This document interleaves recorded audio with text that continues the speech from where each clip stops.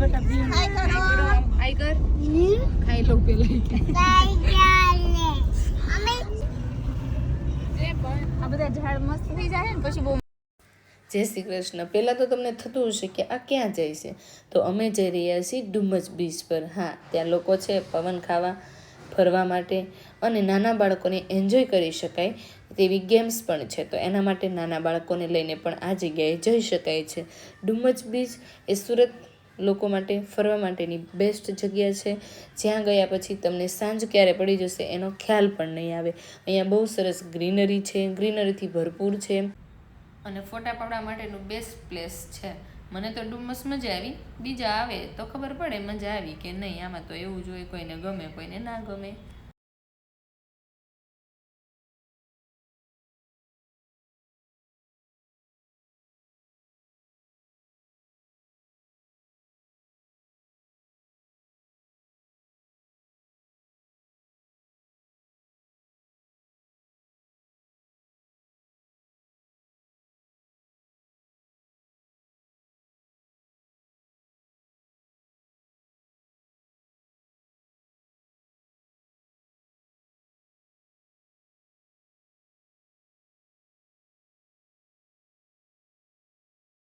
એવું રીલ્સમાં અને અધરવાઇઝ સ્ટોરીમાં મૂકતા હોય છે, તો એ રિયાલિટી છે. અમને પણ ખૂબ મજા આવી, ખૂબ આનંદ કર્યો અને અમે પણ ફેમિલી જોડે આવ્યા હતા. તો તમે પણ તમારી ફેમિલી જોડે આવજો, ચોક્કસ તમને પણ મજા આવશે. અને હા, જો તમે અગર સુરતથી છો તો ડુમસ બીચનો નજારો જોવાનું ચૂકતા નહીં. અને બીજી બધી ગ્રીનરી પણ અહીંયા છે, તમે જે વિડીયોમાં જોઈ શકો છો. હવે અમને થયું કે હવે અહીંયા અમે બહુ ઘણા ટાઈમથી છીએ અને બોરિંગ થઈએ છીએ, તો અમે ત્યાંથી અમારા જોડે નાના બાળકો આવેલા હતા, તો એ બધાને લઈને અમે અહીંયાની ફેમસ જે કાળી રેતી છે ત્યાં બાળકોને લઈને જવા માટે નીકળ્યા હતા. બાળકો પણ ખૂબ કંટાળી ગયા હતા, કારણ કે એકની એક જગ્યાએ બાળકોને રહેવું ગમતું નથી અને ઘણા ટાઈમથી ત્યાં હતા. હવે અમે રેતીવાળા જગ્યાએ આવી ગયા છીએ, જે દરિયાની એક્ઝેક્ટ નજીક છે. પછી ત્યાં પાણી ખૂબ આઘું હતું, એટલે અમે દરિયા કિનારે છેક સુધી નથી ગયા, એટલે અમે અહીંયા રેતીમાં બાળકોને રમવા માટે એની બાજુમાં બેસી ગયા.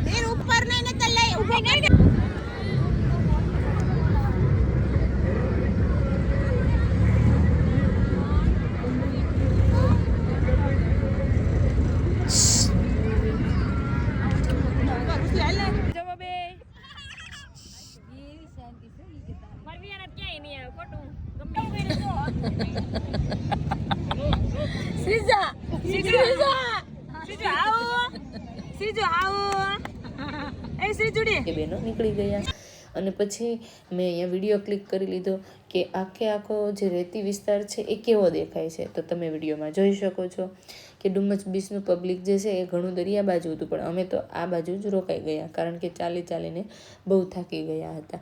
અને અહીંયા તો બહુ બધા ઘોડે સવાર હતા, ઊંટ સવારી હતી, ટ્રેન હતી, તો અલગ અલગ દ્રશ્યો અહીંયા હતા. અને અમે અમારા ફેમિલી જોડે આવ્યા હતા અને અમારી સાથે નાના બચ્ચાઓ હતા, એટલે અમે રેતી મૂકીને દરિયા બાજુ ના ગયા.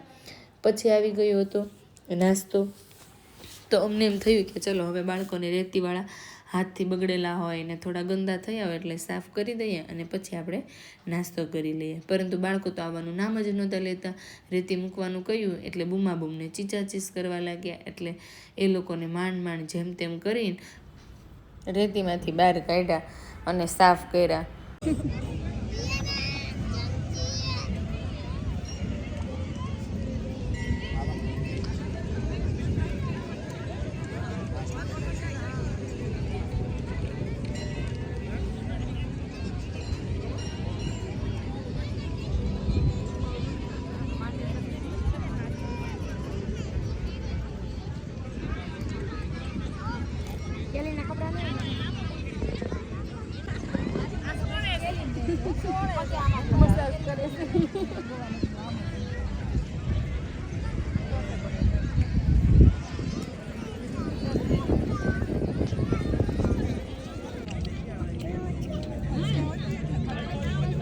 वाओ क्या टेस्टी है.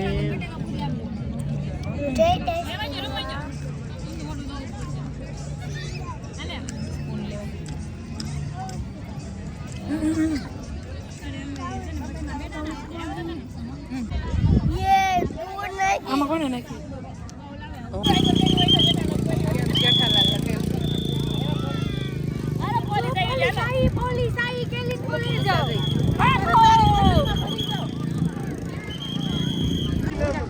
જો 7ના ટકોરે ડુમસ ખાલી.